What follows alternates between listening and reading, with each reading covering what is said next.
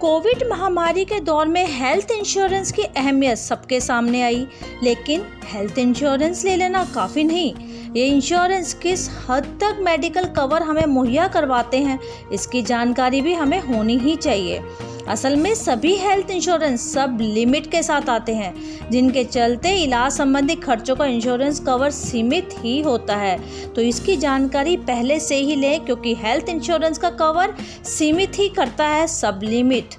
इसके अलावा बीमा कंपनी की जिम्मेदारी सीमित कर देती है सब लिमिट, यानी सब लिमिट कुल बीमा राशि के भीतर अलग अलग बीमारियों के इलाज पर होने वाले खर्चों की सीमा है।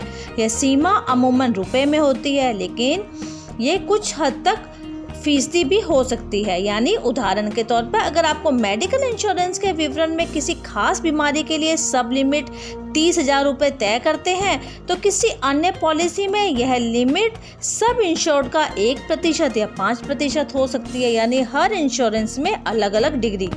बीमारियों के अलावा जांच के खर्चों में जैसे कुछ खास बेनिफिट्स के लिए सब लिमिट होती है। इस मामले में ध्यान देने वाली बात तो ये है कि सब लिमिट से बीमा कंपनी की जिम्मेदारी सीमित है, चाहे सम इंश्योर्ड सब लिमिट से काफ़ी ज़्यादा क्यों ना हो। मसलन अगर आपकी पॉलिसी का सम इंश्योर्ड 5 लाख रुपए है, तो उसमें किसी खास बीमारी का इलाज कवर करने की सब लिमिट 50,000 रुपये है, तो इसका मतलब है उस बीमारी के इलाज के खर्च कवर करने के मामले में आपकी बीमा कंपनी की जिम्मेदारी सिर्फ 50,000 रुपये तक ही सीमित है।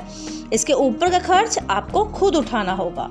इसके अलावा यह सब लिमिट आमतौर पर मोतियाबिंद, गुर्दे की पथरी, बवासीर, घुटनों की समस्या, टॉन्सिल, साइनस, अन्य बीमारियों पर लगाई जाती है। ऐसी सब लिमिट के तहत आने वाली बीमारियों की लिस्ट अलग अलग कंपनियों की अलग अलग होती है।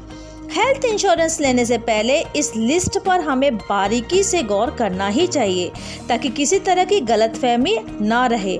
और हमें कैसा हेल्थ इंश्योरेंस का चयन करना है, ये हम पर निर्भर हो जाता है।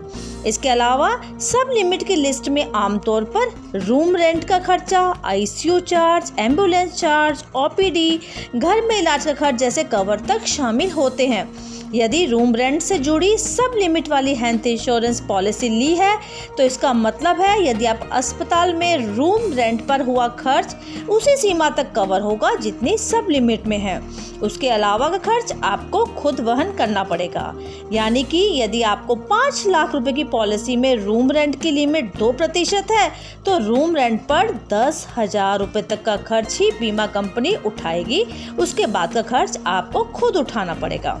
इसके अलावा एडमिट होने से पहले मेडिकल जांच, एक्सरे जैसे तमाम खर्च प्री हॉस्पिटलाइजेशन कॉस्ट के तहत आते हैं। डिस्चार्ज होने के बाद रिकवरी के दौरान होने वाली जांच, दवाइयाँ, कंसल्टेशन फीस आदि पोस्ट हॉस्पिटलाइजेशन कॉस्ट है।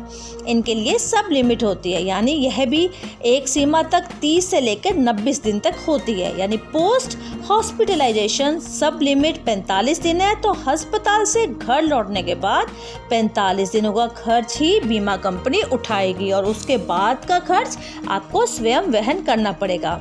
इसलिए जब भी आप हेल्थ इंश्योरेंस लें, तो सब लिमिट की जानकारी अवश्य रखें। आपको किस बीमारी में कितने प्रतिशत बीमा कंपनी दे रही है, इसके बारे में जानकारी होना जरूरी है। जैसे 5 लाख की पॉलिसी में 50,000 का खर्च कवर हो रहा है या नहीं हो रहा, आपको किस बीमारी के लिए कितनी इंश्योरेंस चाहिए, इसकी जानकारी हमेशा लें, तभी एक अच्छी हेल्थ इंश्योरेंस आप ले सकेंगे। अगर आपको ये जानकारी अच्छी लगी तो प्लीज़ D5 हिंदी को अवश्य सब्सक्राइब करें और नई नई जानकारियाँ प्राप्त करें। धन्यवाद।